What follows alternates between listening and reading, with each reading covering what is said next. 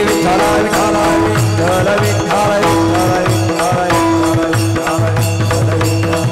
विठ्ठल विठ्ठल विठ्ठल विठ्ठल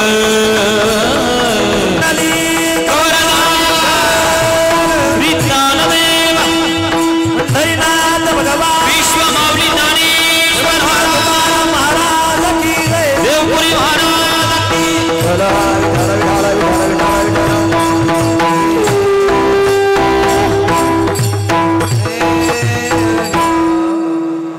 आपोल्या हिता जो असे जागता धन्य माता पिता तयाच्या कुळी कन्या पुत्र होती जे सात्विक तयाचा हरीख वाटे देवा वक्रतुंड महाकाय सूर्यकोटी समप्रभ निर्विघ्नं कुर्मे देवो सर्वकार्येषु सर्वदा सर्वमंगलमांगल्ये शिवे सर्वार्थ साधिके शरण्ये त्र्यंबके गौरी नारायणी नमोस्तुते लोकाभिरामं नररङ्कधीरं राजीवनेत्रं रघुवंशनाथं तारुण्यरूपं करुणाकरन्तं श्रीरामचन्द्रं शरणं प्रपद्ये मनोजवं मारुततुल्यवेगं जितेन्द्रियं बुद्धिमतां वरिष्ठं वातात्मजं वानरयुक्तमुख्यं श्रीरामदूतं शरणं प्रपद्ये महायोगपीठे तटे विमरथां वरं पुण्डलिकाय दातुं मुनीन्द्रे समागत्य तिष्ठन्त तमानन्दकन्दं परब्रह्मलिङ्गं भजे पाण्डुरङ्गं पांडुरंगा करू प्रथम नमन पांडुरंगा करू प्रथम पांडुरंगा करू प्रथम पांडुरंगा करू प्रथम पांडुरंगा करू प्रथम नमन पांडुरंगा करू प्रथम नमन पांडुरंगा करू प्रथम पांडुरंगा करू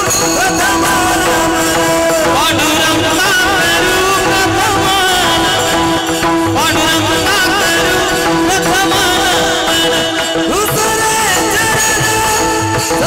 चरण संतांच्या त्यांच्या कृपादाने वदे जावी सारू त्यांच्या कृपादाने वदे जावी सारू दुसरे चरण संतांच्या त्यांच्या कृपादाने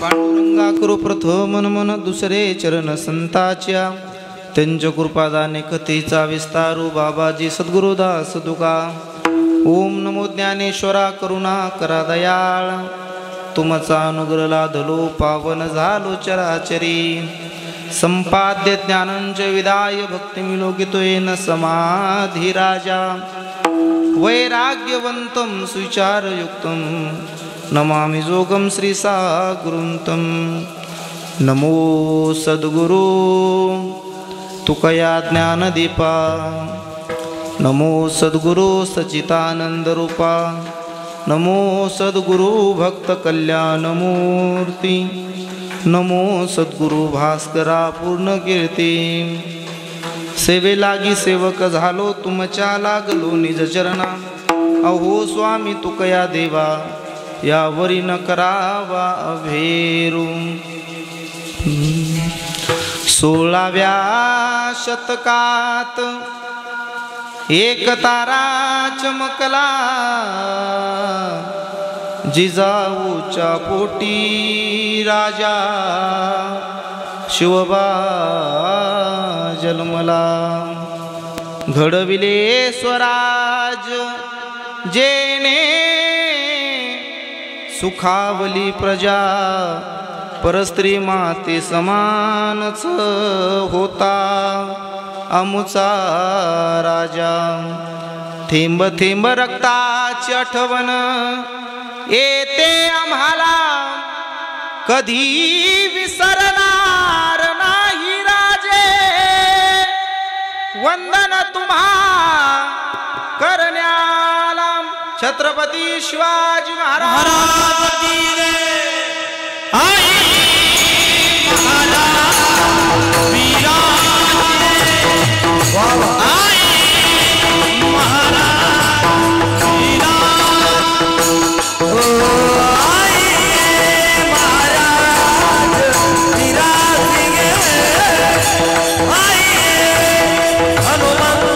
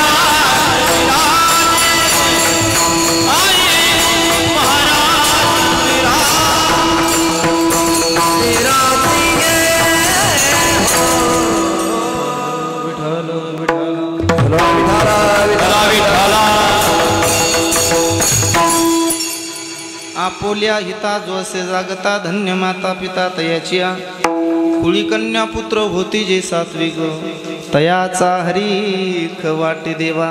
प्रस्तुत प्राप्त प्रसंगी प्राप्त वेळी कीर्तन रूपे सेवेकरता निवडलेला अभंग जगद्गुरु जगतमान्य देवीचे सुप्रसिद्ध साधू वैराग्याचे महामेरू असणारे ज्ञानेश्वर तुकोबराय यांचा 4 चरणाचा आणि मला असं वाटतं की अनेकांच्या पाठांतरातील असलेला अभंग. असं इथे एखादा माणूस नसल की आपोल्या हिता हा अभंग कोणाच्या पाठ नसल, कारण की हा सर्वांच्या परिचयाचा असलेला अभंग त्या ठिकाणी सेवेकरता निवडलेला आहे. विठ्ठल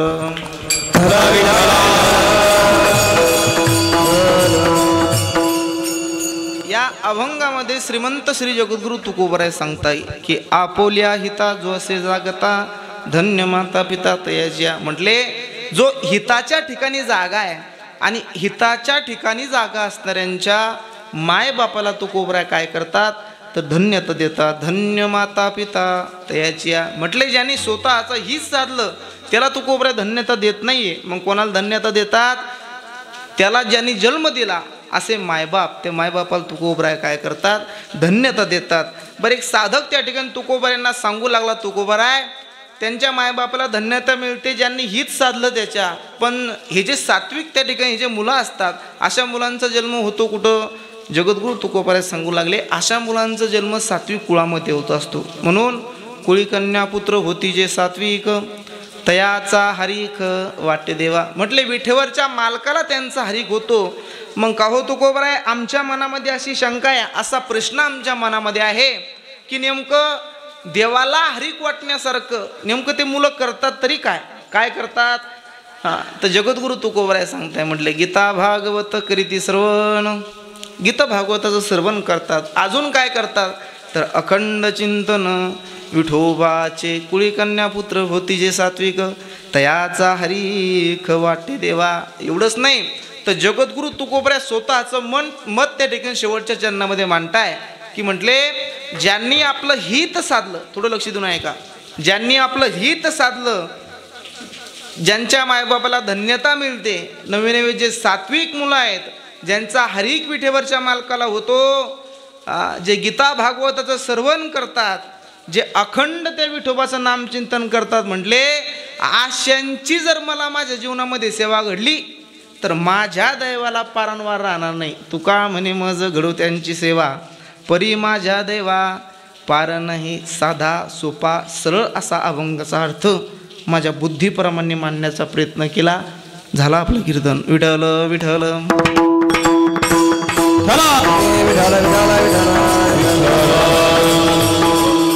अभंगाचा प्रतिपाद्यविषयी बघण्यापूर्वी महाराज अल्पसा परिहार देणं खूप गरजेचं आहे. तो म्हणजे असा भव्य दिव्य स्वरूपामध्ये चालू असलेला आपला एक दिवसीय कीर्तन महोत्सव. किन निमित्त महाराज तुम्हा सर्व लोकांना माहिती असेल, ज्ञात असेल, पण आजचं वक्त्याचं कर्तव्य असतं की त्यानं कार्यक्रमाचं नियोजन सांगितलं पाहिजे. बघा एवढ्या थाटामाटामध्ये चालू असलेला आपला हा एक दिवसाचा कीर्तन सोहळा एवढ्या पाण्या पावसाच्या दगदगीच्या काळामध्ये, बरोबर आहे की नाही? आता माणसं बदलायला लागले तर पाणी ते निसर्ग आहे महाराज, तो कोणी बदलणार आहे की नाही? म्हणून सुंदर असा चालू असलेला आपला कीर्तन सोहळा की निमित्त आहे. तर आमचे मित्र, परम आदरणीय परमस्नेही जीवलोक मित्र, ज्यांचं आमच्या हृदयामध्ये स्थान आहे, ज्यांना कधीही त्या ठिकाणी फोन केला तर एका फोनवरती त्या ठिकाणी आमचा एका रिंगवरती त्या ठिकाणी कॉल उचलतात, किंवा कोणतेही काम असो काही त्या ठिकाणी असो नुसतं फोन करायचा, दादा हे काम आहे महाराज, त्या ठिकाणी फोनवरती झालं तर ठीकच आहे, नाही तर मग धावून येऊन त्या ठिकाणी काम करून देण्याचा प्रयत्न करतात. असे असणारे आमच्यावर तर नितांत प्रेम करणारे, आमच्या सर्व वारकऱ्यांना सोबत घेऊन चालणारे तुमच्या गावचे सुपुत्र विशाल दादा थुट्टे पाटील यांच्या वाढदिवसानिमित्त कार्यक्रम आहे, म्हणून एकदा जोरदार टाळी वाजवा महाराज, बरं का? विशाल दादाबद्दल जर बोलायचं झालं महाराज तर आता काय बोलणार आहे? मी तर म्हणे माझी वाणी कमी पडेल, बरोबर आहे की नाही? काय वाणू आता नपुरी ही वाणी. तरुण आहेत, तडफदार सुद्धा आहेत आणि गावाचं वैभव घेऊन जन्माला येलेले आहेत, बरोबर आहे की नाही? त्यांना काहीतरी करण्याची उमेद आहे. मला सांगा, हनुमान महाराज परमार्थ असो कोणतंही क्षेत्र असो, परमार्थ कधी सांगितला करायचा? म्हटले म्हातारपणामध्ये परमार्थ करा, आहे की नाही?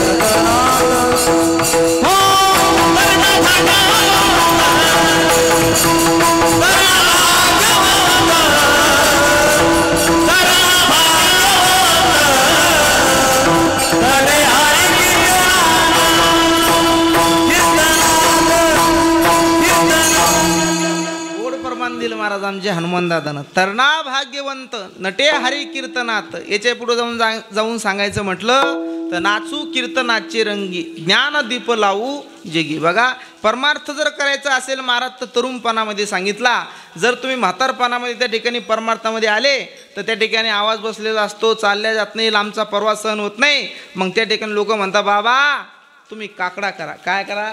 काकडा करा. म्हणजे महाराज त्या ठिकाणी असं गायनाकरता उभं राहिल्या जात नाही, पक वाजवण्याकरता शरीरामध्ये ताकद नसते, कीर्तन करण्याकरता 2 तास एका ठिकाणी उभं राहू शकत नाही. जगद्गुरु तुकोबांनी प्रमाण दिलं महाराजाच्या करता, म्हातारपणी थेटे सरदी परसे खोकला.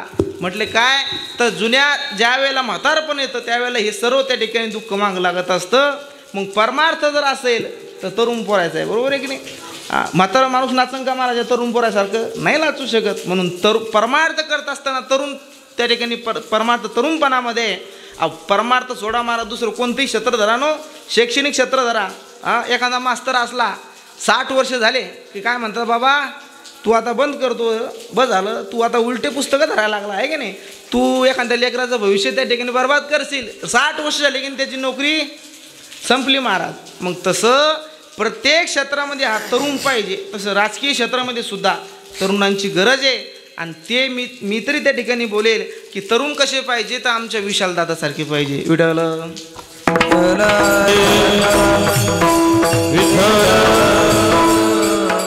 त्या ठिकाणी विशाल दादांचं कार्य द्यावे तेवढे धन्यवाद त्या ठिकाणी विशाल दादांना.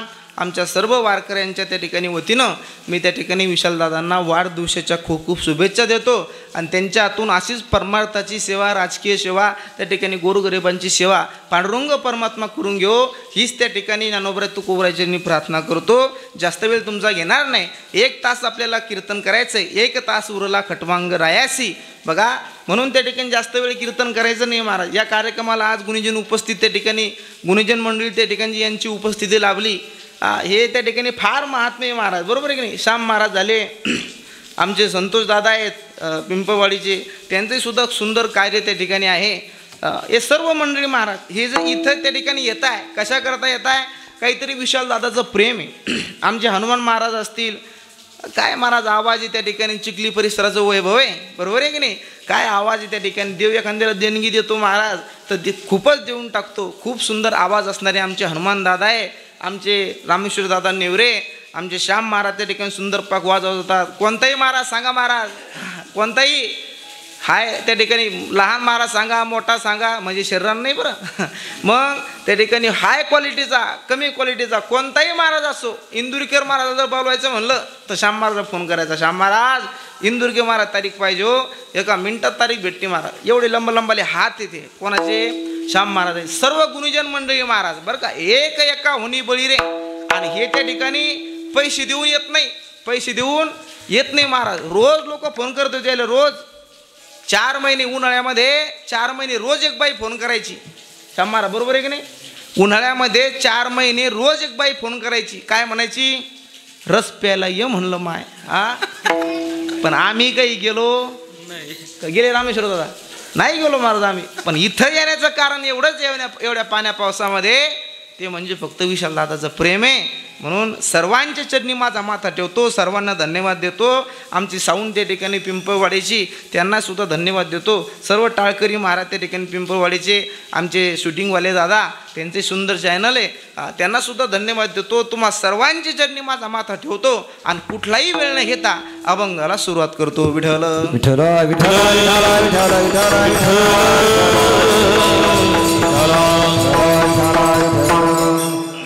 सेवेकरता निवडलेला अभंग जगद्गुरु तुकोबारायांचा आहे.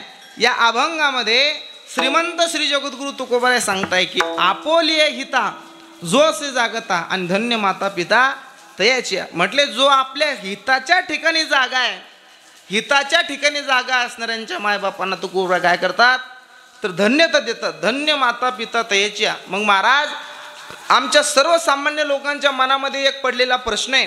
काय प्रश्न हो की नेमकं आमचं तुमचं आमचं सगळ्याचं नेमकं हित त्या ठिकाणी कशात आहे. तर त्या ठिकाणी संतांनी सुंदर प्रमाण दिलं. संत म्हणतात हित ते करावे देवाचे चिंतन आणि करून या मन शुद्ध व्हावे. कशा ते म्हटले हित, तर हित त्या ठिकाणी भगवंताच्या चिंतनामध्ये. मग नेमकं कोण केलं बरं हित, कोण केलं असा प्रश्न जगद्गुरु तुकोबारायांना विचारला. त्यावेळेला जगद्गुरु तुकोबाराय त्याला सांगतात की बाबा एक वेळचा प्रसंग त्यांच्या समोर मांडतात. तो दृष्टांत तुम्हाला सांगतो, मी थोडं लक्ष देऊन ऐका. एक वेळचा प्रसंग असा आहे की कबीरदासजी महाराजांना पत्र आलं, महाराज उद्या 15 वारकरी तुमच्याकडे भोजना करता येणार आहे. पत्र वाचलं महाराज कबीरदास महाराजानं. मोरक तोडकं घर होतं आपलं, कोपऱ्यामध्ये गेले आणि रडू लागले. रडत असताना एक लहान कमाल नावाचा मुलगा होता, त्या कमालानं पाहिलं, बाबा काय रडताय बाबा. त्यावेळेला कमाल त्या ठिकाणी कबीरदास महाराज सांगू लागले, अरे कमाला, अरे संसारा करता नाही रडत रे म्हटले राजा. मग अरे उद्या 15 वारकरी आपल्या घरी भोजना करता येणार आहे आणि आपल्या घरी काहीच नाही म्हटले. आम्ही सदैव सुडके. कशी होती संतांची परिस्थिती, आम्ही सदैव सुडके म्हटले. कमाला अरे संसारा करता नाही रडत म्हटले, मग उद्या 15 वारकरी आपल्या घरी भोजना करता येणार आहे आणि आपल्या घरी काहीच नसावं काय. काय नियम होता महाराज तो, वैष्णवा घरी सर्व काळ सदा झुन झुनती टाळ. कमाला अरे उद्या 15 वारकरी आपल्या घरी भोजना करता येणार आहे ना आपल्या घरी काहीच नाही.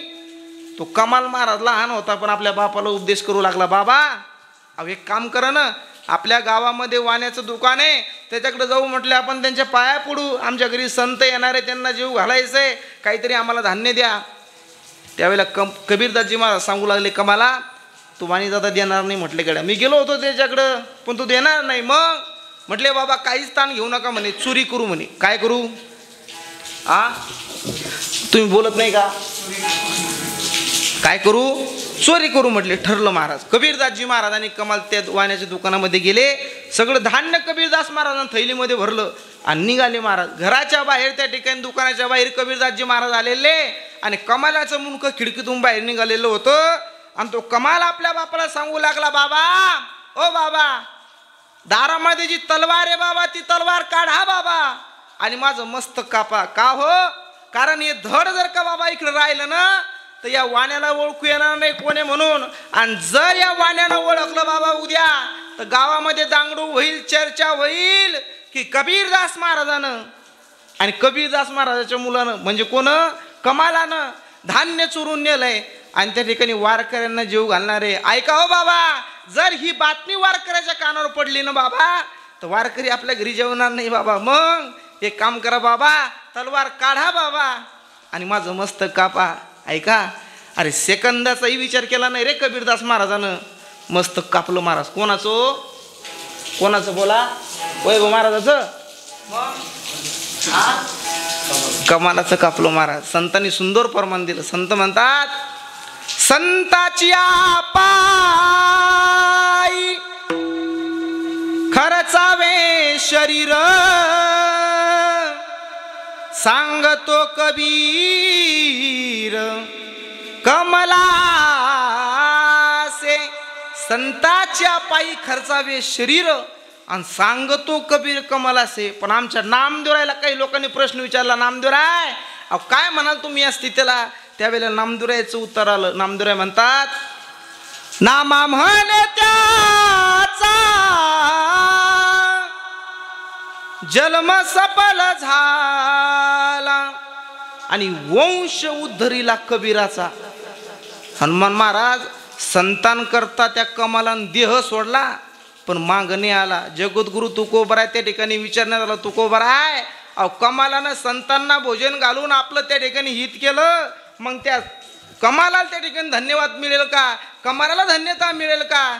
त्यावेळेला जगद्गुरु तुकोबराय सांगतात की कमालानं स्वतःचा देह संतांच्या त्या ठिकाणी भोजनाकरता घालवला पण तरी सुद्धा त्या कमालाला धन्यता मिळणार नाही. मग कोणाला मिळेल? हे बोली अहिता जो से लगाता बोली अहिता जो से लगाता हे बोली अहिता जो से लगाता बोली अहिता जो से लगाता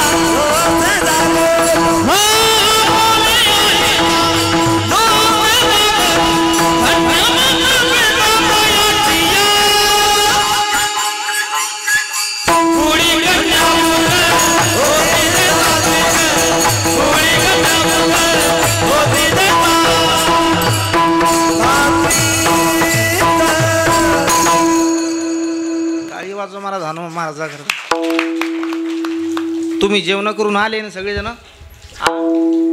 जेवण केले का? जेवण करायची गरज बी नाही म्हणा, जेवण करायची गरज बी नाही, कारण सध्या पिरियड दिवाळीचा आहे, बरोबर आहे की नाही? चिवडा म्हणा, लाडू म्हणा, शंकरपाळे, गुलाबजामुन यानंच पोट भरतो, बरोबर आहे की नाही? असं चला, जगद्गुरु तुकोबराय सांगताय की आपोल्या हिता जो असे जागता आणि धन्य माता पिता तयाचे म्हटले. कमालानं संतान करता देव सोडला पण त्या कमालाला त्या ठिकाणी धन्यता मिळत नाही. मग कोणाला धन्यता मिळते? अहो म्हटले त्या कमालाच्या मायबापाला, ज्यांनी कमालाला जन्म दिला अशा त्या ठिकाणी मायबापाला धन्यता मिळते. म्हणून धन्य माता पिता तयाच्या. बघा जो हिताच्या ठिकाणी जागा असतो त्यांच्या मायबापाला धन्यता मिळत असते. मला सांगा, आपण सर्वजण महाराज त्या ठिकाणी एका गोष्टीच्या मागं धावपळ आपली चालू आहे. आपण हित कशात हे शोधण्याचा प्रयत्न करत नाही. आपल्याला जर खरं कळालं असतं हित कशात आहे तर आपण संसार केला नसता. आपलं हित कशात आहे महाराज हे त्या ठिकाणी कळत नाही आपल्याला. आपण फक्त आपली रात्रंदिवस धावपळ सुरू आहे महाराज, बरोबर आहे की नाही. तुरीला पाणी द्यायचं होतं, बरं झालं पाणी आला. उद्या टप्पा लावायचा होता, आपण देवान मी त्या ठिकाणी देवान माझं घरानं ऐकलं तर त्या ठिकाणी काय झालं, देवान पाणी पाडला आणि माझी तूर वाचली. कशा करता चालू आहे धावपळ? संसारा करता डबल महाराज. रात्रंदिवस आपण पळपळ करतो फक्त एका गोष्टी करता, त्या गोष्टीचं नाव आहे ते म्हणजे सुख. काय सुख? प्रमाण दिलं संतांच्या करता, सुखा लागी करसी तळमळ. काय म्हटले? सुखा लागीत करसी तळमळ. सुखा करता सर्व रात्रंदिवस आपण त्या ठिकाणी धावतो. पण एक वाक्य बोलू का? सुख साधण्याचं साधन, सुख शोधण्याचं साधन, सुख शोधण्याचा मार्ग एवढंच नाही तर सुख शोधण्याचं आपलं वर्म चुकलंय. काय चुकलंय?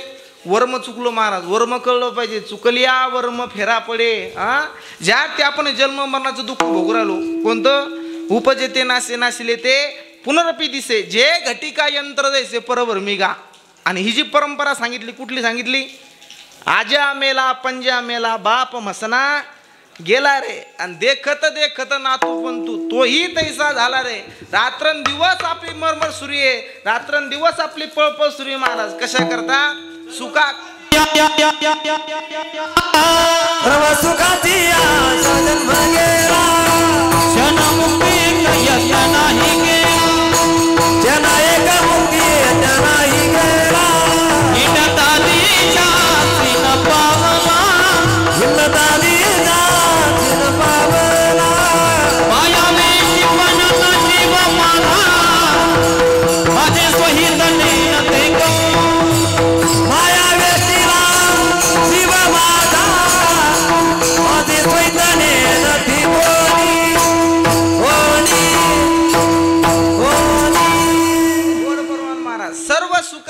आशा जन्म वाया गेला. सुखा करता त्या ठिकाणी महाराज किती जन्म घेतले म्हणून सुख मिळलो. किती जन्म घेतल्यानंतर आपल्याला सुख मिळेल? सुख भेटतच नाही महाराज. पण आपण सुख मिळेल, पण केव्हा मिळेल? सुख साधण्याचं साधन आपल्याला कळलं तेव्हा भेटल. सुख साधण्याचं वर्म त्या ठिकाणी कळलं पाहिजे. काय वर्म आहे त्या ठिकाणी सुखाचं? ऐसे वर्म मज दावी नारायण अंतरीच्या खुना प्रगटोनी. बघा वर्म कळाल्याच्या नंतर काय होतं एक दृष्टांत सांगतो पुढे चालतो. काय झालं? लक्ष्मणाला शक्ती लागल्याच्या नंतर ढाय मुकळून जगाचा मालक रडू लागला. भगवान प्रभू रामचंद्र माझ्या लक्ष्मणाचा प्राण वाचला पाहिजे म्हणून जगाचा मालक त्या ठिकाणी रडतोय महाराज. आणि एवढ्यामध्ये वैद्याला बोलवून पाठवलं. वैद्य त्या ठिकाणी आला आणि तो वैद्य सांगू लागला, म्हटले प्रभू लक्ष्मणाची जर शक्ती उतरायची असेल तर द्रोणागिरीवरती जावं लागल, तिथून वली आणावं लागल आणि त्या वलीचा रस लक्ष्मणाच्या कानात नाकात सोडावं लागल, तेव्हा लक्ष्मणाचा प्राण वाचल म्हटले. पण हे सगळं कार्य करत असताना तुम्हाला त्या ठिकाणी सूर्य उदयाच्या आत करावं लागल. केव्हा? समजतं ना तुम्हाला मी काय बोलतो तर? समजतं का? आता आपला परिसर थोडा वेगळा आहे. तुमचा चिखली तालुका, माझा सिंदखेडराजा तालुका. म्हणलं समजत नसन भाषा त्या ठिकाणी. कळतीन भाषा? आमच्याकडे लोक मेले की जाळतात, तुमच्याकडं जितेपणी ऐका. सगळं कार्य करावं लागलं म्हटले. पण केव्हा? सूर्य उदयाच्या आत. त्यावेळेला अंगदाला जगाच्या मालकानं पुढे बोलवलं. अंगदा, अरे माझ्या लक्ष्मणाचा प्राण वाचवण्याकरता तुम्हाला द्रोणागिरीवरती जायचंय आणि तिथून मुली घेऊन यावं लागेल. त्यावेळेला अंगद सांगू लागला, प्रभू आम्ही तुमचा दास आहे म्हटले, मी तुमचा अंकित आहे. पण हे बघा, जाण्याची माझी गॅरंटी म्हटले, पण येण्याची माझी खात्री नाही. स्वतःचा स्वतः विश्वास पाहिजे विशाल. बरोबर आहे की नाही? विश्वास असला की सगळ्या गोष्टी त्या ठिकाणी खुशाल होत असतात त्या ठिकाणी. ऐका, त्यावेळेला अंगदाने नकार दिला. जामवंत सुद्धा सांगू लागला, प्रभू अहो आम्ही जाऊ शकतो म्हटले, पण आम्ही परत येतो. सूर्य उदयाची जी आठ आहे ते आठत आम्हाला वापस येता येईल की नाही हे आमची आम्हाला गॅरंटी नाही म्हटले. मग आता हे काम कोण करणार आहे? सगळ्या वानर आहे ना, सगळ्या वानराने एकामुखाने ठराव मंजूर केला. म्हटले या वर्षी आपण विशाल दादाच्या पाठीमाग उभं राहायचं. कोणाच्या? आणि खरंच राहा बरं. राहा महाराज त्या ठिकाणी सुंदर मुलगा आहे. ऐका, सगळ्या वानराने एकामुखाने ठराव मंजूर केला. म्हटले हे काम फक्त एकच व्यक्ती करू शकतं, त्याचं नाव आहे म्हटले वैभव महाराज. वा कोणता कोण माहित नाही तुम्हाला? वा वा, हे टाळी वाजव बाबा करता येईल वाजव मोकळे करान जसं मन मोकळं. मन मोकळं केलं काही होत नसं, कवरक खाजून घेता, खाजू जखम होत असते माणसाला आहे की नाही. मन मोकळं केलं पाहिजे. म्हटले हनुमंतराय काम करू शकतात. हनुमंतरायला बोलवलं, हनुमंतराय द्रोणागिरीवरती जायचंय. जातो म्हटले प्रभू, वली घेऊन यायची, आणतो प्रभू, काही काळजी करू नका. पण हनुमंता हे सगळं कार्य करत असताना जर सूर्य उदयाला आला तर लक्ष्मणाचा प्राण वाचणार नाही. काही काळजी करू नका प्रभू, सूर्य उदयाच्या आत त्या ठिकाणी घेऊन येतो. हनुमंतरायने त्या ठिकाणी उड्डाण केलं. पण उड्डाण केल्याच्या नंतर हनुमंतराय द्रोणागिरीच्या दिशेने चाललेत.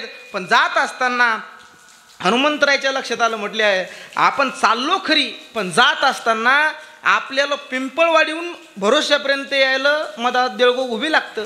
बरोबर आहे की नाही? जर एखादा मित्र भेटला आणि जर चहा पाण्याला नाश्त्याला किंवा एखाद्याने जर लय आग्रह केला की बा तुम्हाला घ्यावाच लागती ती म्हणजे चहा, तर काय होईल श्याम महाराज? म्हटले आपल्याला वेळ होईल आणि वेळ झाला आणि जर सूर्य उदयाला आला तर काय होईल? लक्ष्मणाचा प्राण वाचणार नाही. हे वर्म हनुमंतरायन जाणलं. म्हटले गड्या मग ज्याची आट आहे त्याला आपण बांधून घेतलं पाहिजे. कोणाला? सूर्यनारायणाला. तेवढ्या रात्री उड्डाण केलं 12:30 वाजता. कुठं? भरोश्यात. मग डायरेक्ट महाराज सूर्य त्या ठिकाणी स्वर्गलोकामध्ये दिवसभर त्रासून झोपलं होतं सूर्यनारायण. दिवसभराची ड्युटी केली त्यानं आणि संध्याकाळी मस्त कूलरची हवा लावली होती, झोपलं होतं. आणि झोपल्याच्या नंतर 12:30 वाजता हनुमंतराय त्याच्या दरवाज्यावरती गेले. आता दरवाज्यावरती गेल्यानंतर आवाज देऊ शकत नाही. म्हटले मग काय करायचं? एक उपाय केला हनुमंतरायनं. उपाय असा होता, आपल्या खिशातला मोबाईल काढला आणि सूर्यनारायणच्या मोबाईलवर मिस कॉल दिला. काय झाला? मिस कॉल दिला. आता रात्री 12:30 वाजता सूर्यनारायणची बायको फोन चेक करत होती. काय करत होती? चेक करत होती महाराज. आता तुम्ही दिवसभर काही करा सगळा बायोडाटा संध्याकाळी चेक होतो महाराज. इथं नाटकं करायचीच नाही रिकामे. ते म्हटले बाबा काही तू किती लॉक टाकणार भाऊ, जमतं का? नाही, इथं सगळा डाटा चेक होतो. पण एवढ्या रात्री मिस कॉल आला आणि त्यातल्यात ते म्हणजे नवीन नंबर आहे.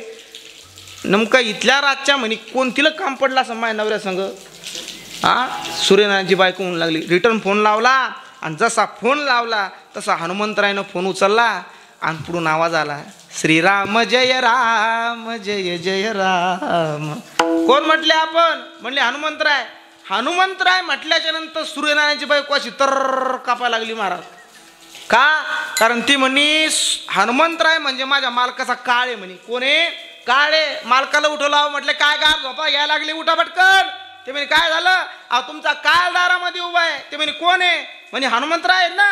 हनुमंतराय म्हटल्याच्या नंतर त्या ठिकाणी सूर्यनारायण म्हणे गड्या ते हनुमंतराय लहान असताना मग गोड जेवण झालं होतं.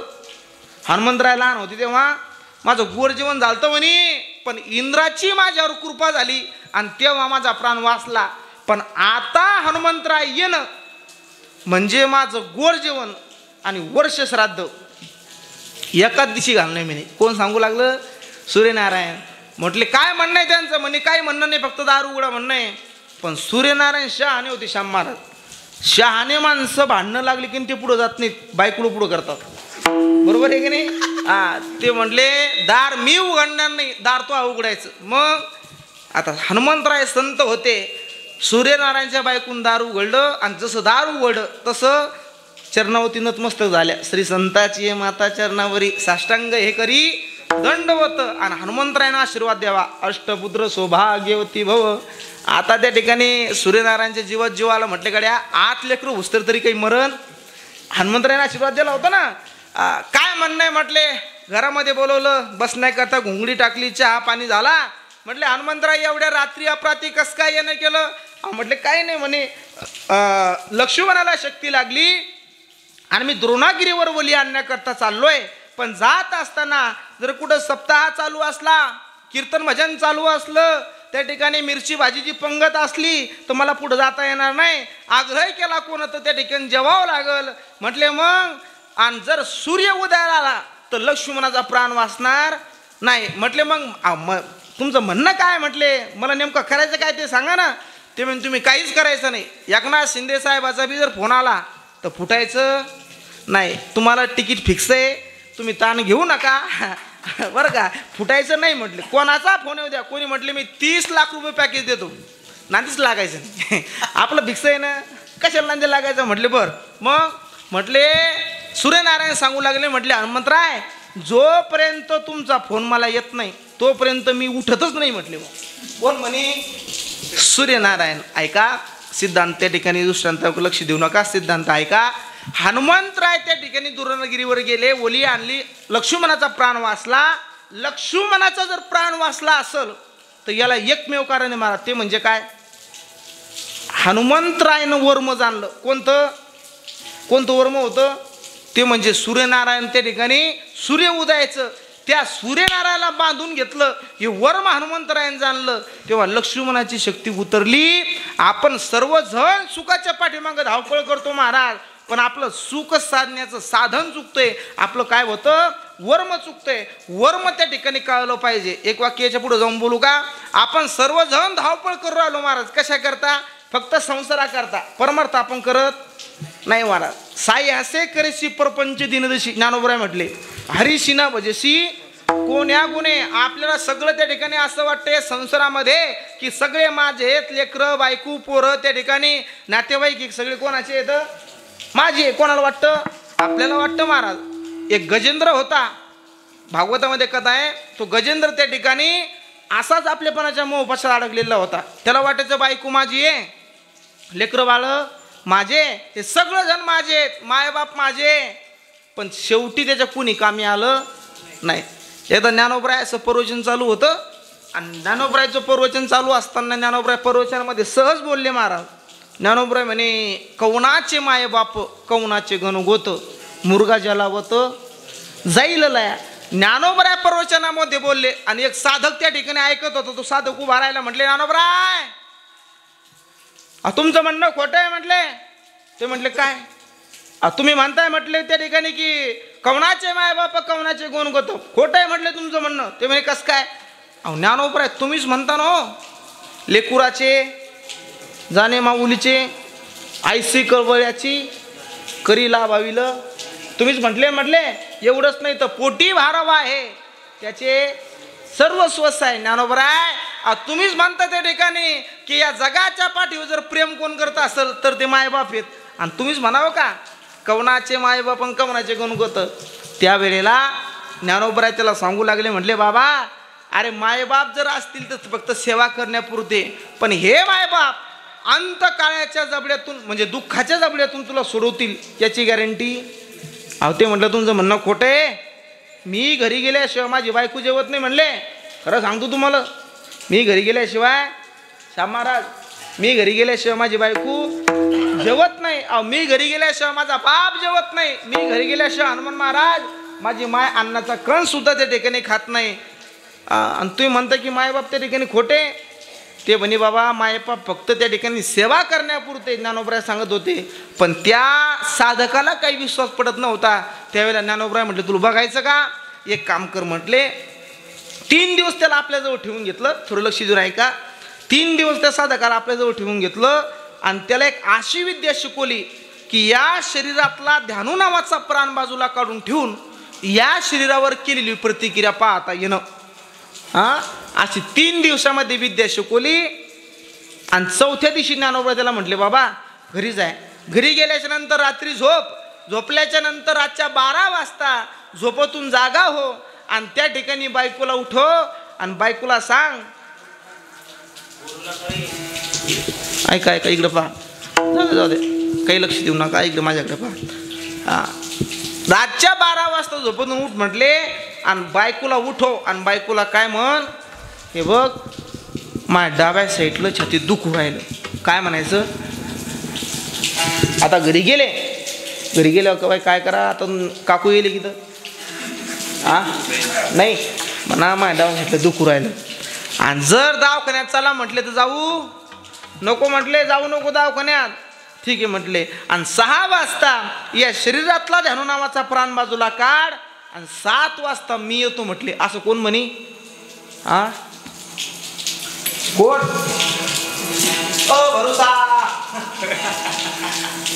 बरे बाबा कोण म्हणी माय बोला ना कोण म्हणे असं लक्षात नाही तुमच्या मी सांगू तुम्हाला कोण म्हणे तर सांगू का किती द्याल ऐका महाराज ज्ञानोबराय सांगत होते कोण सांगत होतं ज्ञानोबराय सांगत होते तो घरी गेल्याच्या नंतर रात्री झोपल्यानंतर रातच्या 12 वाजता उठला आणि आपल्या बायकोला सांगू लागला म्हणे अगं अय पूर्ण उठ ना ते म्हणे काय झालं म्हणे माझ्या डाव्या साईडला छातीत दुखू राहिलं ते म्हणे जापा म्हणे मोकड्या ना दिवसभर आपलं त्या ठिकाणी काही काम नाही करत काय नाही खुशाला पुटरा पण गाजवता म्हटले माग 2 पलाट आहेत 2 पलाट करावं लागतात शेतामध्ये जावं लागतं त्या ठिकाणी 2 बकरं तुम्ही त्या ठिकाणी आणून ठेवले म्हणजे बकरं म्हणजे 2 बकरं म्हणजे 2 लेकरं या 2 लेकराचं करावं लागतं सकाळी उठा त्याला आंघोळी घाला नवे त्याला शाळेचा डबा तयार करून द्या शाळेत नेऊन घाला वावरात जा पलाट करा संध्याकाळी 6 वाजता घरी या आणि परत स्वयंपाक करा तुम्हाला आयतं जीव घाला सगळं काम करावं लागतं म्हणे मला आणि घरी आलं की तुमची अशी किटकिट म्हणे कोणा सांगू लागली बायको नवऱ्याला सांगू लागली बरं का झोपलं मला ते बोललंच नाही डबल काही पुढं इथं चांगले गार होतात काय सांगू तुम्हाला इथं नांदच नाही महाराज चांगले गार होतात कोणा पुढं येलं सगुण गुण माया म्हणतात काय माया महाराज या माईचा नांद करायचा नाही चांगले थंडे केले महाराज कोण बाय आहे ना म्हटले झोपलं महाराज ते झोपल्यानंतर सकाळी 6 वाजता या शरीरातला ध्यानू नावाचा प्राण बाजूला काढला आणि प्राण बाजूला काढल्याच्या नंतर त्या ठिकाणी सकाळी 6:30 वाजता त्या ठिकाणी त्याची पत्नी उठली आणि उठल्याच्या नंतर शरीराला स्पर्श झाल्याच्या नंतर शरीर थंड लागलं कसं लागलं माणूस मेल्यावर शरीर काय होतं थंड पडतं थंड लागलं म्हणून चेक केलं बाईनं सहज चेक केलं अंग थंड लागत होतं म्हणून सहज चेक केलं म्हटले दाऊटीवराला म्हटले मला गेले का काय पाहिलं महाराज तर खरंच त्या ठिकाणी तो गेला होता त्याने ध्यानू नावाचा प्राण शरीरातला बाहेर निघालेला होता तो त्या ठिकाणी गेला होता पण त्या ठिकाणी बायकोनं पाहिलं की आता आपले मालक गेले म्हटले पण अजून कोणाला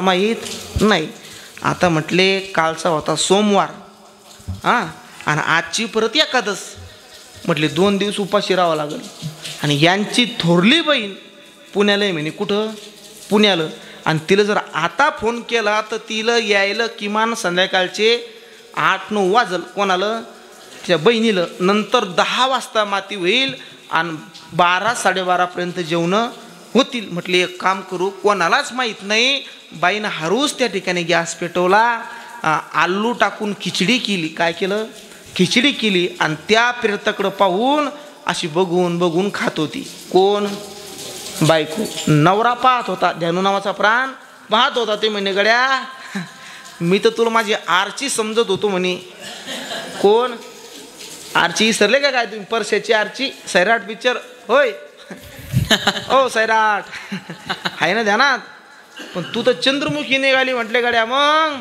खिचडी खाल्ली जशा तसे भांडे लावून ठेवले महाराज आणि 6:30 वाजता 6:30 पावणे 7 वाजता जोराने तिनं रडायला सुरुवात केली लय चांगला होता माय जोराने रडायला सुरुवात केली कीर्तनात पखवाज वाजवायचा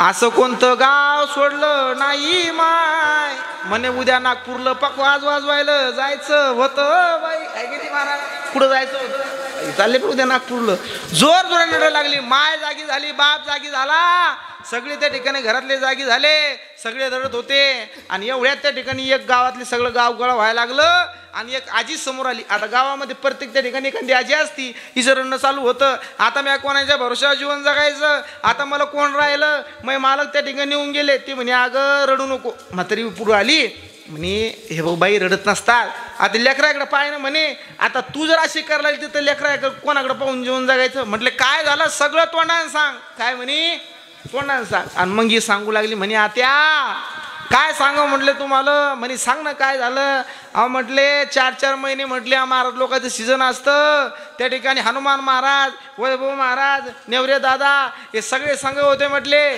माझे मालक बी त्यांचे संघ होते 4 महिने यानं सप्ताह केले घरी त्या ठिकाणी आले नाही पण 4 महिन्यानंतर घरी आले उन्हाळ्याचे दिवस होते आणि त्या उन्हाळ्याच्या दिवसामध्ये आमचा आंबा उतरला, मरणाचे आंबे सरून चालले होते म्हणे. मग मी त्याला म्हणलं की सगळ्याला घरी जेवायला बोलवा. मग हनुमान दादा आले, वैभव महाराज आले, म्हटले नेवरे दादा आले, विशाल दादाला आमंत्रण दिलं, म्हटले जवळच्या जवळ या आंबे खायला. आणि सुंदर रस केला म्हणे, रसाळी झाली म्हटले.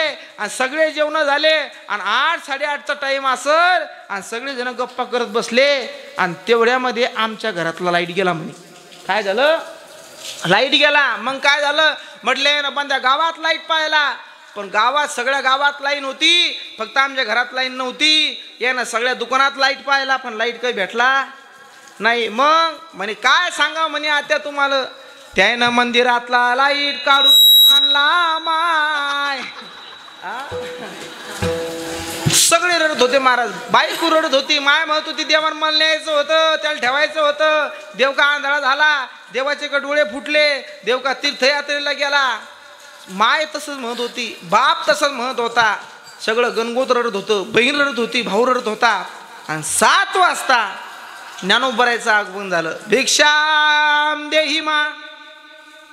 ज्ञानोबराय ते दारामध्ये उभे, माय त्या ठिकाणी पळत आली, म्हटली मेऱ्या, अरे घरात पोराचा प्रेत पडले, दारात भिक्षा मागायला लागला. ज्ञानोबराय म्हणे बाई जरा इज्जतीत बोल. म्हटले मी काही गावातल्या गोसायासारखा नाही, ओरिजिनल त्या ठिकाणी भिकारी म्हणले, ओरिजिनल साधू आहे म्हणे. ज्या गावात गेलो, ज्या घरासमोर गेलो, त्या गावाचं आणि त्या घराचं सोहित केलं म्हणे. काय केलं म्हणे? सोहित केलं म्हणली. एक गावातलं उभं राहिलं, दोघांचं भांडण लागलं महाराज, मायचं ज्ञानोबरायचं. तेवढ्यात त्या ठिकाणी एक गावात पांढऱ्या कपड्यावालं होतं, पुढारी म्हणतात त्याला. काय पुढारी? कडक कपडे महाराज. असं मच्छर जर खेटून गेलं त्याला तर ते मच्छर चिरल, एवढे कडक कपडे. म्हणे काय झालं? म्हटलं काय नाही, घरात पोराचा प्रेत पडले म्हणे, दारात भिक्षा मागायला लागलं. त्यावेळेला ते सांगू लागलं म्हणे का हो शोभते तुम्हाला? ते म्हणे दादा तुमचा मा काही संबंध नाही, तुम्ही या भानगडीत पडू नका. आपण त्या पोराचं पोरग घरात मरून पडले. म्हटले बरं ठीक आहे, तुम्हाला जर भिक्षा पाहिजे असेल, तुम्हाला जर काही लागत असेल तर एक काम करा, त्या बाईच्या पोराला जिवंत करा, तुम्हाला जे म्हणलं ते देऊ. ज्ञानोबराय म्हणे बाई काय दे असाल तुमच्या पोराला जिवंत केलं तर? ती म्हणे गावाच्या कडलं प्युअर 10 एकर जमीन आहे काळीची, ती तुला दान देते म्हणे. कोण म्हणे? ज्ञानोबराय होते महाराज. ते आतमध्ये गेले, प्रेतरा पाहिलं, म्हणे याला जर जिवंत करायचं असेल तर मला एक दुधाचा गिलास लागल. काय लागल? दुधाचा भरून गिलास आणला आणि त्याच्यात काहीतरी असं मंत्र बुटबुटल्यासारखं केलं. काय नव्हतं मंत्र गिंतर, नुसतं बुटबुटल्यासारखं केलं महाराज. आणि सांगितलं म्हटले जर याला जिवंत करायचं असेल तर जो हा दुधाचा गिलास पिल तो मरल म्हटले. आणि हा पोरगा जोऱ्यानं रडत होती महाराज. माय काय म्हणत होती? देव का आंधळा झाला, देवाचे का डोळे फुटले, देव का तीर्थयात्रेला गेला, देवाला का दिसत नाही, मला न्यायचं होतं पण त्याला. कोण म्हणत होता असं? माय म्हणे आई ओ माय माय. म्हटले देवानं आता चष्मा लावला, देव आता तीर्थयात्रेतून घरी आला. म्हटले आता एक काम करा, तुम्ही प्या आणि तुमचं पोरग जिवंत होईल. तुम्ही माय म्हणे या पोराकरता मरून दुसऱ्या पोराला माय. 2 पोरं होते ना. म्हटली या पोराकरता मरून दुसऱ्या पोराला माय. मायने नकार दिला महाराज. बाप तर कार्यक्रम पाहून उठूनच गेला, थांबलाच नाही तो. ते म्हणे याच्या नांदीच लागणं नको गड्या. कोण म्हणे? बाप. राहिलं कोण? भाऊ. सक्का भाऊ तर पक्का वैरी असतो महाराज. नंतर बहीण राहिली. बहीण म्हणे बाबा या भावाकरता मरू म्हणे. तयार आहे म्हणे मी या भावाकरता मरू, आणि माझा भावा कुठं सोडू? जोवरी चाले मोठा धंदा तोवरी बहीण म्हणे दादा. बहीण कुठपर्यंत महाराज? जोपर्यंत पैसा आहे, धन आहे, संपत्ती आहे, तोचपर्यंत बहीण सोबत असती. बहिणीनं नकार दिला, मायनं नकार दिला, बापानं नकार दिला, राहिलं कोण? मित्र परिवार. तुकोबराय म्हटले मित्र केला महाबळी, कामा नये अंतकाळी. आता कोण राहिलं मग? बायको. ज्ञानोबराय म्हटले बाई तुम्ही लय रडत होता म्हणजे जोऱ्यानं.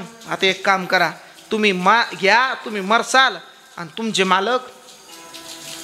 ते म्हणे महाराज मी घ्यायला तयार आहे, पण माझ्या एका प्रश्नाचं उत्तर द्या. म्हटले काय? जर त्या ठिकाणी यांच्या पाठीमागं 2 लेकरं आहे म्हणे, 2 पोरं आहे, म्या जर हे त्या ठिकाणी पिलं तर मी मरणार आहे. मग मला सांगा, लेकराला माय बरी का लेकराला बाप बरा? ज्ञानोबराय शास्त्र सांगायला लागले श्याम महाराज. ज्ञानोबराय म्हणतात की माय गेल्या बाप गेल्याच्या नंतर लेकरं हे अनाथ होत नसतात, पण जर माय मरण पावली तर लेकरं अनाथ होतात. मग माय बरी. ज्ञानोबराय म्हटले माय बरी. मग ते म्हणे म्या तुम्ही कसं म्हणता घ्या म्हणून. मरू का म्हटले मी. ज्ञानोबराय म्हटले रॉंग नंबर लागला. सगळ्यांनी नकार दिला. ज्ञानोबराय म्हटले मी घेऊ का? सगळ्यांनी एका मुखाने ठराव मंजूर केला. म्हटलं घ्या तुमचं काय. म्हटले मागण्या पुढं चालतं तड. हा आता काही नव्हतंच महाराज त्याच्यामध्ये. ज्ञानोबरायने तो गिलास पिऊन टाकला. प्रेतावरून हात फिरवला. तो ध्यानू नावाचा प्राण त्या शरीरामध्ये प्रस्थापित झाला. आणि प्रस्थापित झाल्याच नंतर ते प्रेत उठून उभं राहिलं. आता माय म्हणत होती गड्या माझ्या लेकरानं मला बोलावं. ए दादा बोलणार आहे काहीतरी. बाप म्हणायचा माझा पोरगा जिवंत झाला. हनुमान दादा बहीण म्हणत होती माझा भाऊ जिवंत झाला. बायको म्हणत होती माझा नवरा जिवंत झाला. सगळे जण म्हणत होते काहीतरी बोलणार राजा काहीतरी. अरे बोलणं काहीतरी बोलणं त्या ठिकाणी आमच्याशी. आम्ही तुझं बोलणं ऐकण्याकरता त्या ठिकाणी उत्सुक झालोय. बोलणं काहीतरी. त्यावेळेला त्यानं सगळ्याकडं पाहिलं. असं डोळे भरून पाहिलं हनुमान महाराज. आणि त्याच्या मुखातून एक वाक्य निघालं. कोणतं? नाही रे नाही रे नाही कुणाचे कुणी नाही रे नाही कुणाचे कुणी ओ नाही रे नाही कुणाचे कुणी नाही रे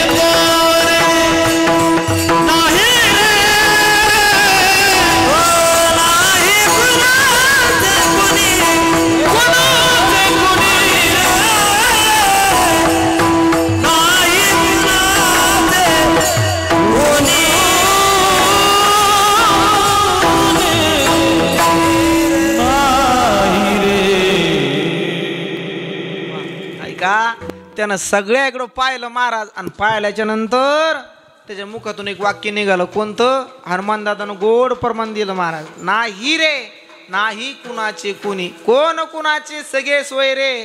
बहीण कुणाची भाऊ कुणाचा. कोण कोणाचं नसतं म्हटले गड्या.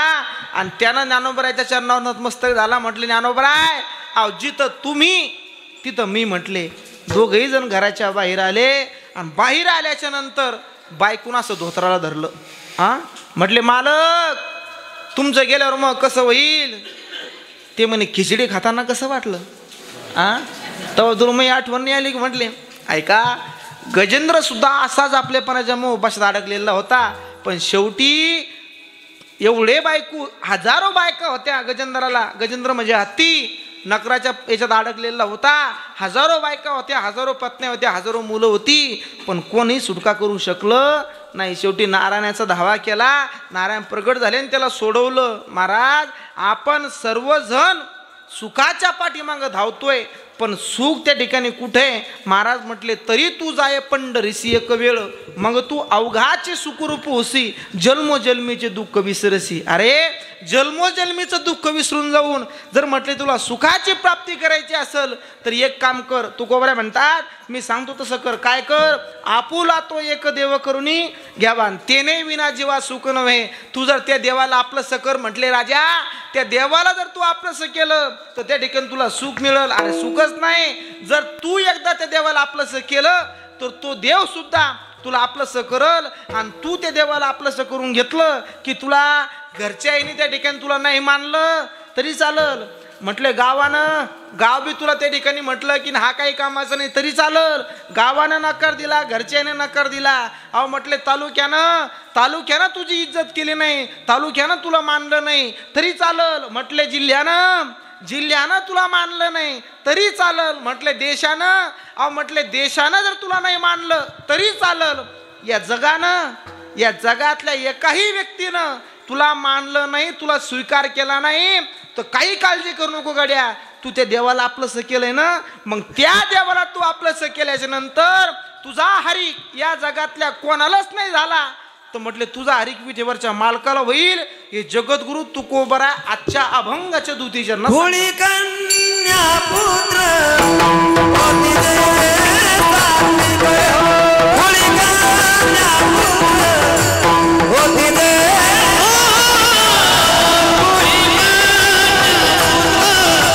होती दे बाबा होळी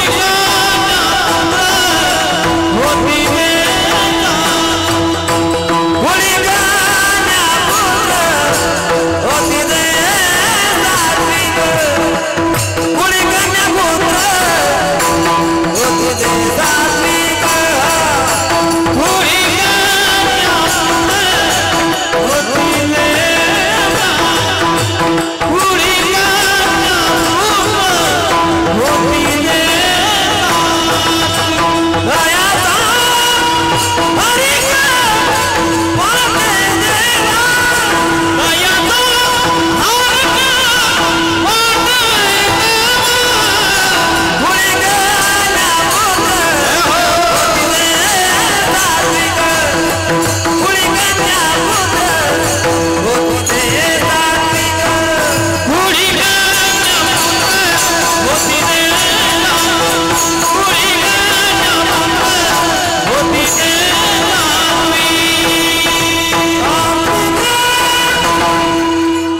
म्हटले गड्या या जगामध्ये तुला कोणच मान्यता दिली नाही. तू जर त्या देवाला एकदा आपलंसं केलं ना तर या जगात तुला कोणच मानलं नाही तर काहीच काळजी करू नको. त्या देवाला तू आपलंसं केल्यामुळं परिणाम असा होतो म्हटले की तो देव तुला कधी विसरणार नाही. त्या देवाला तुझा हरिक वाटल, कारण तुझा जन्म कुठं झालाय म्हटले सात्विक कुळामध्ये. कुळी कन्यापुत्र होती जे सात्विक, तयाचा हरिक वाटे देवा. पण साधक लोक हुशार होते म्हणा. ते साधक म्हणे का होतो कोबर आहे नेमकं देवाला हरिक वाटण्यापुरतं नेमकं त्याने काय करावं. म्हटले काहीच करायचं काम नाही. सोपं उत्तर म्हटले म्हणे काय करायचं म्हणे जिथं कथा असल, जिथं कीर्तन असल नुसतं तिथं जाऊन बस.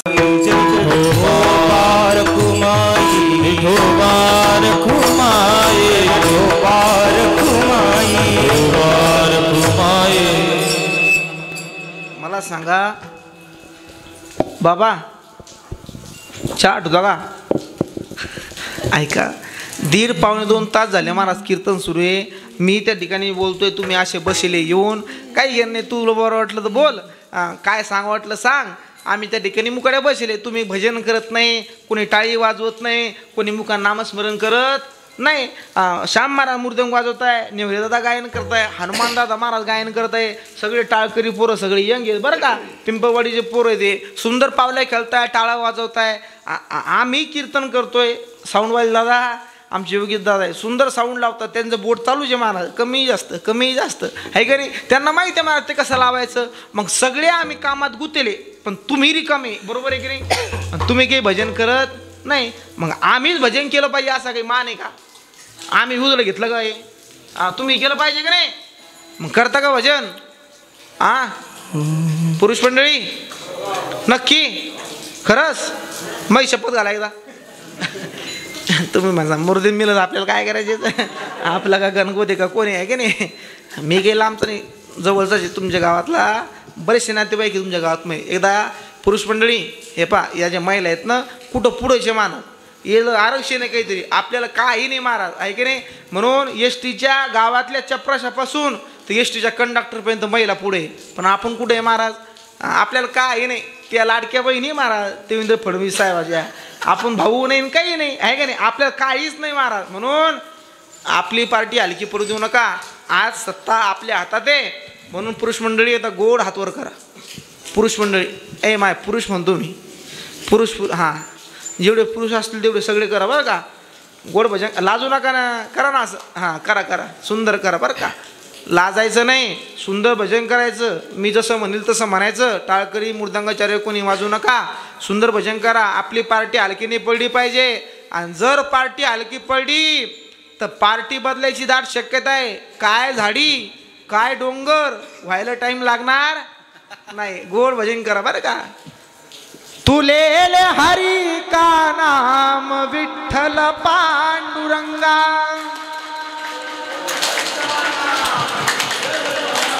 हा आता पुढची थांबा. पुढचे म्हणू नका बरं का. हे मागचे म्हणा. विशाल दादा तुमच्या पाठी मागचे सगळेजण. हा तुले हरी का नाम विठ्ठल पांडुरंगा.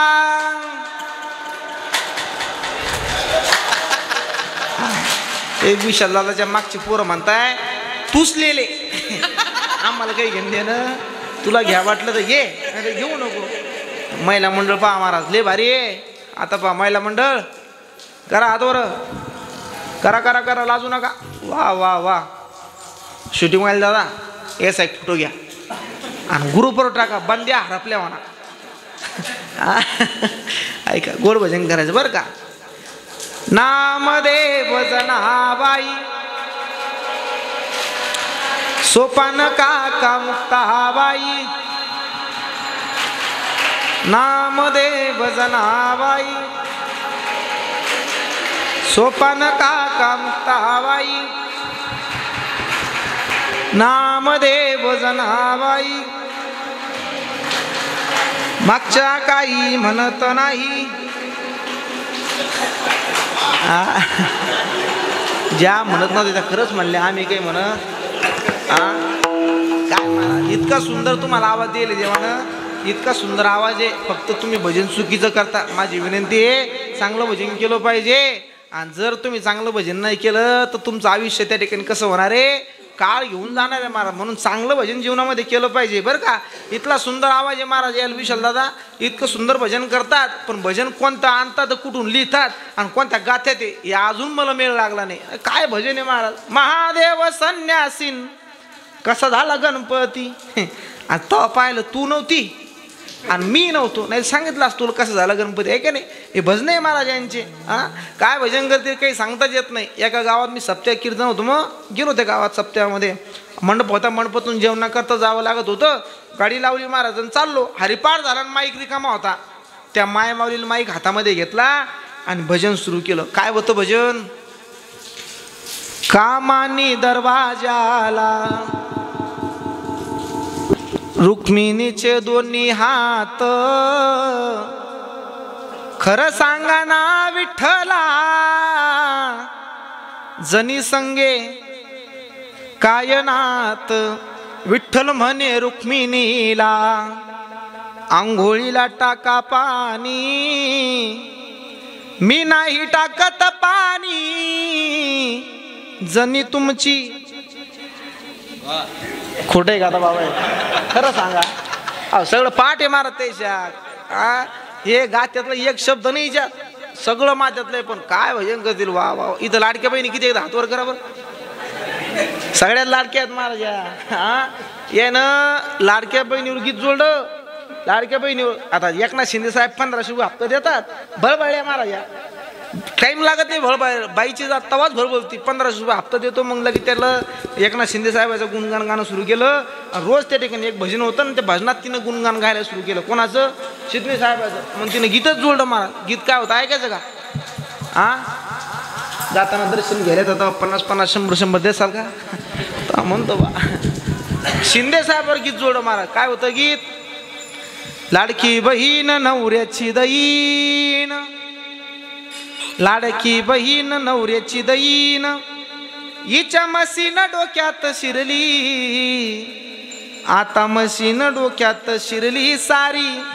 सरकी गवतान भरली. त्याच्या पुढचं कडवं 1,500 खात्यावर आले. काय म्हणे 1,500 खात्यावर आले. बायको नवऱ्याला गुरुकुन बोले. तिघा मिळून 500 दिले व माय मला 3 भाऊ झाले. बरोबर आहे की नाही? 3 भाऊ झाले ना. एकनाथ शिंदे साहेब, विशालदादा, एकनाथ शिंदे साहेब, देवेंद्र फडणवीस साहेब आणि तिसरे अजित दादा. काय म्हणे? तिघा मिळून 500 दिले व माय मला 3 भाऊ झाले. आणि त्याच्या पुढचं कडवं 2-4 जणीची मीटिंग झाली. त्यानं भाड्यानं रिक्षा केली. तिकडं साईट बंद झाली भजे खाऊन घराला आली. ते भजन आहे महाराज आपले. माझी विनंती आहे, जीवनामध्ये चांगलं भजन केलं पाहिजे. आणि जर भजन करत नसाल तर त्या ठिकाणी काय होणार आहे? काल तुम्हाला बांधून येणार आहे. काय म्हटले? काल तुम्हाला बांधून येणार आहे. आपल्याकडे वेळ कमी आहे का म्हणायचं? हा, काय म्हणले? त्या ठिकाणी काल तुम्हाला त्या ठिकाणी बांधून येईल. जर तुम्ही चांगलं भजन केलं नाही, जर तुम्ही देवाचं नामस्मरण केलं नाही, जर तुम्ही चांगलं भजन करत नसाल तर त्या ठिकाणी संत सांगतात म्हटले आमच्या बापाचं काही जाणार नाही. मग कोणाचं जाणार आहे? हनुमान महाराज. हे दरी नाही काला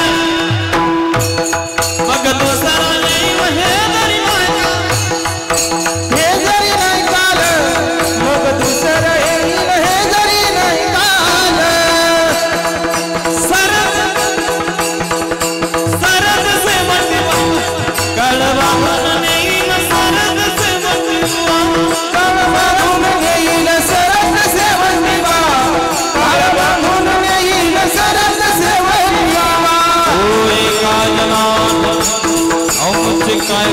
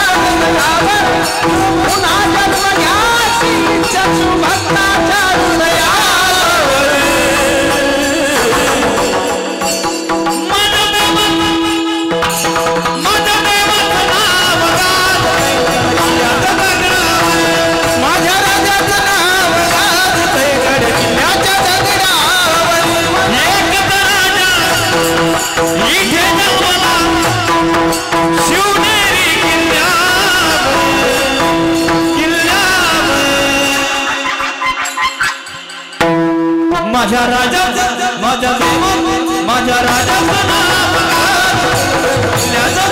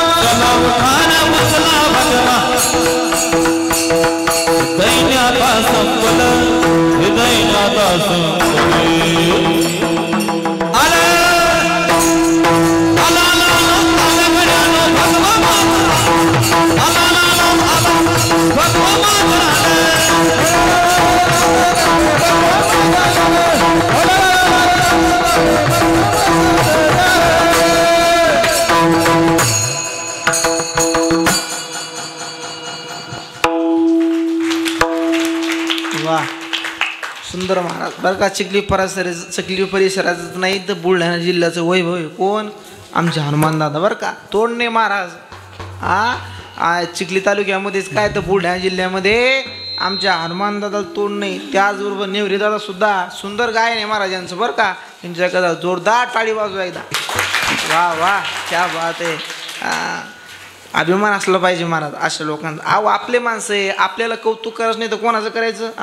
आपल्या लेकराचं आपण कौतुक करतो का नाही. शंभर जर पोरगा असलं तर माय काय म्हणती, पहा मा रावण कसा चालला असं म्हणते ना. मग काय म्हणती, पहा मा राम. रामाला सूद नाही पण काय म्हणती, मा राम.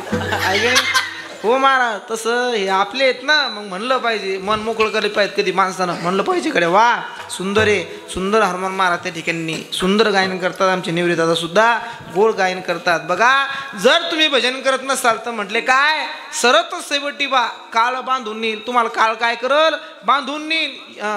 एका जनार्दनी बा आमचं काही जात नाही म्हटले. काय जाणार आहे, तुमचंच जाणार आहे. जगद्गुरु तुकोबराय म्हटले, नाथ बाबा म्हटले महाराज ऐका, म्हणून जीवनामध्ये भजन केलं पाहिजे.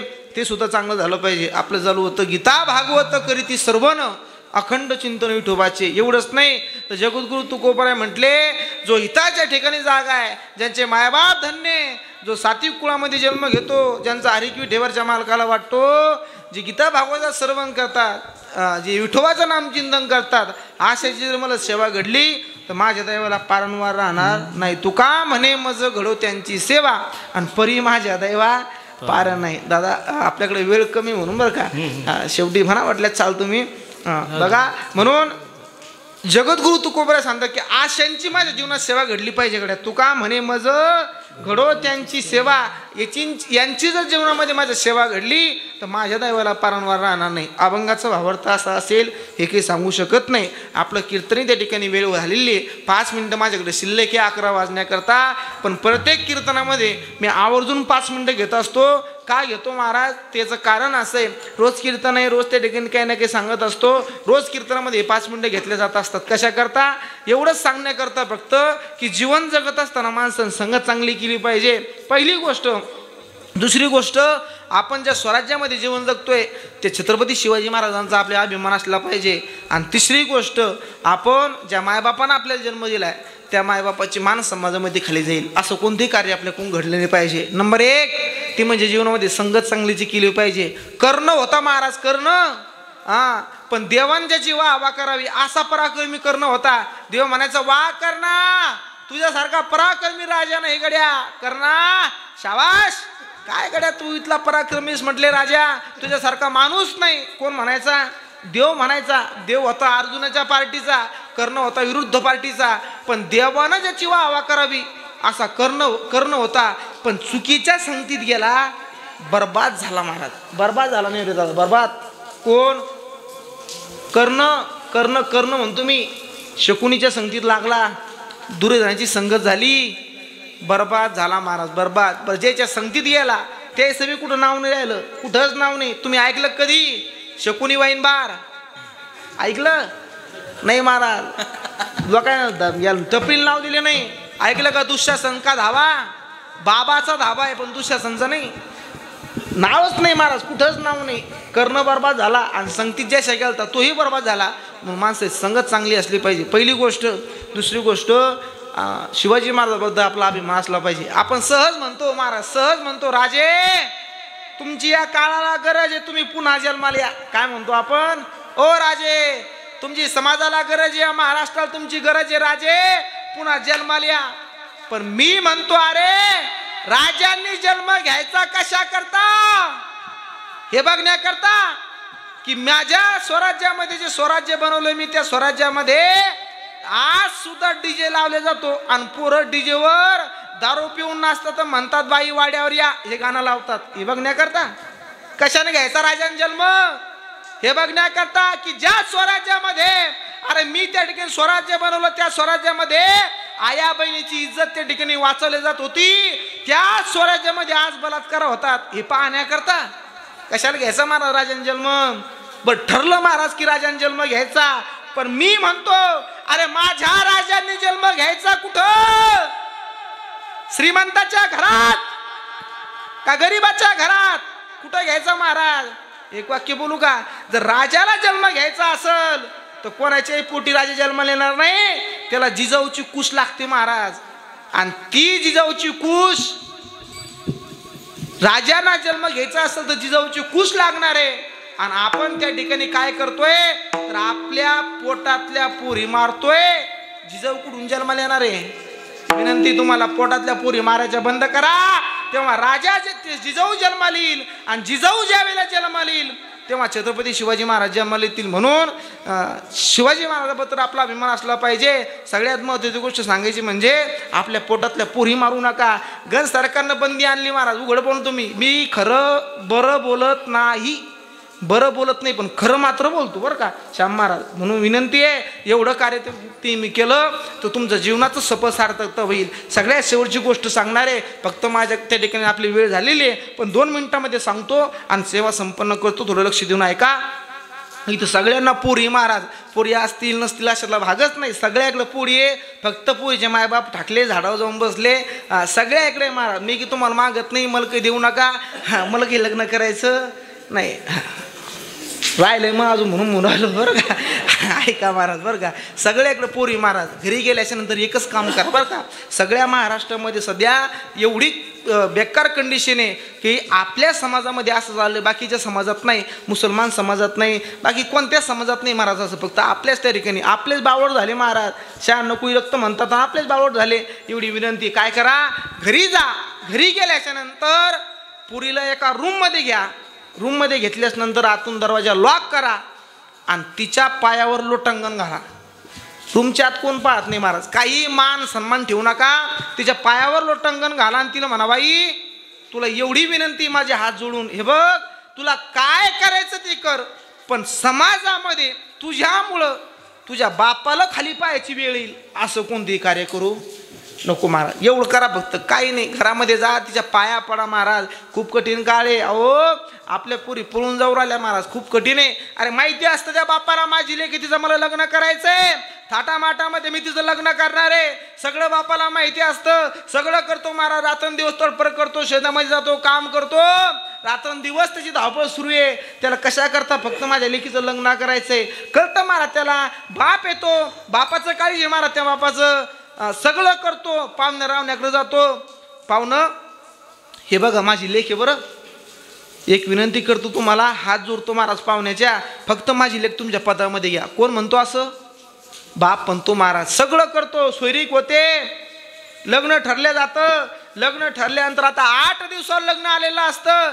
त्या बापाला माहिती असतं मला माझ्या लेकीचं लग्न थाटामाटात करायचंय, आणि एकच लेक आहे मला, तिचं लग्न मी थाटात करणार आहे. म्हणून महाराज सोबत मित्र असतो, मंडप ठरवण्याकरता जातात. दादा मंडप लावायचा आम्हाला तुमचा, 40 मंडप पाहिजे. किती? 40 मंडप. शेजारचा सोबतचा मित्र म्हणत असतो, अरे कशाला खर्च करतो एवढा, कशाला मंडपवाल्याला पैसे देतो, एक काम करणं. म्हटले काय? अरे 5 मंडप लावू आणि लग्न लावून घेऊ गड्या. अरे 5 मंगलाष्टका म्हणले की लग्न लागतात, आणि जर पाणी आला ना तर सगळा कार्यक्रम त्या ठिकाणी धिंगाणा होतो गड्या कार्यक्रमाचा. एवढं मोठं स्टेज, एवढं मोठं सगळं मंडप लावून काही फायदा होणार नाही. म्हणून काय करू, 5च मंडप लावून लेकीचं लग्न त्या ठिकाणी लावून घेऊ. पण तो बाप सांगत असतो, अरे मला एकच मुलगा आहे आणि एकच मुलगी आहे. माझी लेक एकदा निघून गेली ना की परत माझ्या दारात कधी येणार नाही. माझ्या लेकीला आठवण राहिली पाहिजे, असं मला लग्न लावायचंय. 40 मंडप लावतो महाराज, लेकीला फ्रीज घेऊन देतो, कूलर घेऊन देतो, नवे नवे TV घेऊन देतो. हे पैसे त्याच्याकडे नसतात घेण्याकरता. सावकाराकडून 50,000 रुपये व्याजानं काढणारा बाप आहे महाराज. आज सुद्धा व्याजानं काढतो, लेकीला लागन ते सामान घेऊन देतो. लग्न आता 2 दिवसावर आलेलं असतं, सगळी बापाची तयारी सुरू असते. आता आज हळद लागणार आहे, उद्या त्या ठिकाणी माझी लेक निघून जाणार आहे. अरे हळद लावत असताना संध्याकाळी 4 वाजता रडणारी माय अख्ख्या जगानं नाही, अख्ख्या गावानं, सगळ्या लोकांना पाहिली महाराज.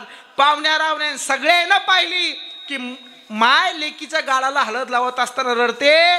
सगळ्या गावानं पाहिली, पण लेकी करता रात्रंदिवस झटणारा बाप कोणीच पाहिला नाही. माझा राम म्हणून रडणारी कौशल्य माता सगळ्याच्या ध्यानात आहे, पण बाप दशरथ नाही ध्यानात महाराज. बघा कृष्ण सुद्धा माझा कृष्ण म्हणून रडणारी देवकी माता सगळ्याच्या ध्यानात आहे, पण त्या कृष्णाला डोहामधून त्या ठिकाणी आपल्या डोक्यावर घेऊन जाणारा बाप सुदेव कोणाच्या लक्षात राहिला नाही. ऐका, 2 दिवसावर लग्न आलेलं असतं, आज हळद लागते, उद्या माझी लेक निघून जाणार आहे, आणि दुसऱ्या दिवशी लग्नाचा दिवस उजाडतो. बाप त्या ठिकाणी उलांगण पेटवलेलं असतं, स्वयंपाकाजवळ असतो. सुंदर स्वयंपाक करा, सुंदर त्या ठिकाणी झालं पाहिजे, मंडप उभे करा, सगळी तयारी ते बापात चालू असते. आणि एवढ्यामध्ये 9:30 वाजता बापाला घरून त्याच्या पोराचा फोन येतो. बाबा अवजीच्या करता आपण एवढी तडफड करतोय, दिवसाचा रात्र केला बाबा आपण. ती आपली दिदी आपल्या घरून पळून गेली. काय फोन येतो? जर महाराज पुरी लग्नाच्या दिवशी पळून जात असेल, काय गुन्हा केला महाराज त्या बापानं? माझी विनंती तुम्हाला, बघा रात्रंदिवस तडफड करणारा बाप आहे. त्या बापाची जर तुम्हाला काळजी नसेल तर अजून काय सांगायचं महाराज. बापच नाही कळला हो तुम्हाला काय बाप. एका कवीने सुंदर वर्णन केलं होतं. कवी म्हणतो, बाप तलवार ढाल, बाप तलवार ढाल, बाप पेटती मशाल, बाप जागतो म्हणून घर झोपत कुशाल. अरे बापच नाही कळला महाराज. एका कवीनं सुंदर वर्णन केलं. सोशल मीडियाचा काळ आहे, सगळ्यांनी गीत ऐकलं असं शब्द काळजाला लागतात महाराज. काय गीत हो?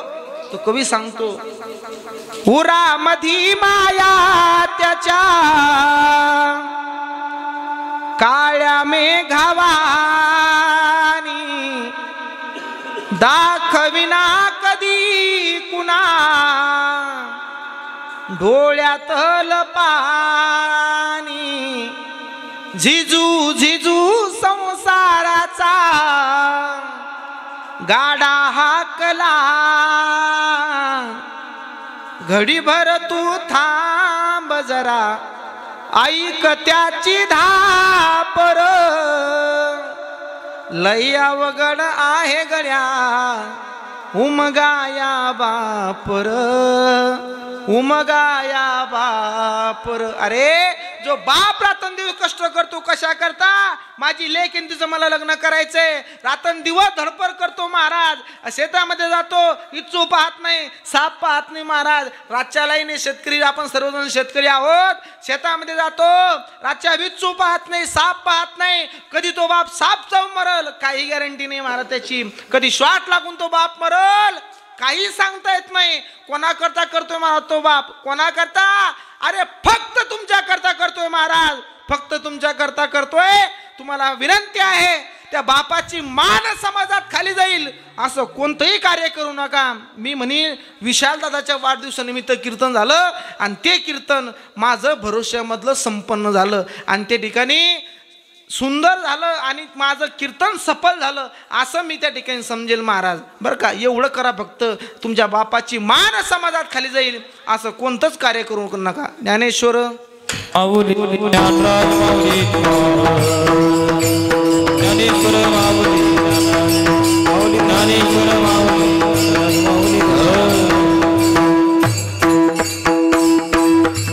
झालेली सेवा तुम्हाला सर्वांची समर्पित करायची महाराज. फक्त एवढं लक्षामध्ये ठेवा, आपल्या घरी जाऊन आपल्या मुलीला सांगा की आपल्या बापाची मान समाजात खाली दिला असं कोणतंही कार्य करू नको म्हणा. घरी गेल्यानंतर तिच्या पाया पडा महाराज, कारण खूप प्रकरणं एवढे फक्त आता की ते पळून जाण्याचे आहेत महाराज. म्हणून माझी विनंती आहे, आणि तुम्ही जास्त ठाकू नका, पोरगी लग्नाच्या वयात आले की तिचं लग्न करा बरं का. खरी कंडिशन ही महाराज, आपण त्या ठिकाणी नोकरीवाला पाहिजे. आता माझ्यात काय चांगला दिसतो तुम्हाला, मी कसा दिसतो सांगा, चांगला आहे की नाही, एक नंबर आहे महाराज, काहीच पाहायचं काम नाही ना. 4 महिने सीझन करायचं आणि 8 महिने बसून काय श्याम महाराज, किती हनुमान दादा, किती महिने, 4 महिने कीर्तन करायचे. बरं, कीर्तन करणं म्हणजे काही त्या ठिकाणी कीर्तन करणं म्हणजे काही नागर आणायचं काम नाही. मग वजनात जायचं, वजनात कीर्तन करायचं, पाकिटी घ्यायचं, घरी यायचं, किती महिने करायचं, 4च महिने, बरोबर आहे की नाही बाबा, 4च महिने कीर्तन करायचं, 8 महिने बसून खायचं काम आहे. पण या धोदरावाला आम्हाला जमत नाही आहे की नाही, मला का देऊ, मी संन्यास घेईन पण सांगतो मी तुम्हाला, बरोबर आहे की नाही. असो मला जाऊ द्या, काय आता जे आसन ते सेवामध्ये ते भोगू असो. झालेली सेवा सर्वांच्या समर्पित करायची आहे. विशाल दादांनी सुंदर असा कार्यक्रम ठेवला दादा, खरंच त्या ठिकाणी जगाचं आम्हाला जवळून पाहत असाल ना तर तुमच्यावर आज प्रसन्न असेल की गड्या एवढ्या पाण्यात एवढं पोरगा इथलं करू शकतो, तर मग अजून या समाजाकरता काय करणार नाही, आणि तो तुमची इच्छा पूर्ण करल. म्हणून एकदा सुंदर सर्वांनी विशाल दादाकरता टाळी वाजवा. झालेली सेवा तुम्हा सर्वांच्या चरणी समर्पित करायची. सुंदर साऊंड होती, आमचे लिंबा भाऊ असतील, योगेश दादा असतील, सर्वजण महाराज, आमचे हनुमान दादा गावातले आपले गायक, सुंदर त्या ठिकाणी काय नाव, पंढरीनाथ महाराज गावातलेच का, वा पंढरीनाथ महाराज, त्यांना सुद्धा धन्यवाद देतो. सर्व टाळकरी आमचे पिंपळवाडीचे सर्वांच्या चरणी माझा माथा ठेवतो. आमचे शूटिंगवाले दादा आहेत, त्यांना सुद्धा खूप खूप धन्यवाद देतो. तुम्हा सर्वांना धन्यवाद देतो. झालेली सेवा तुमच्या चरणी समर्पित करायची आहे. बोलण्याच्या योगामध्ये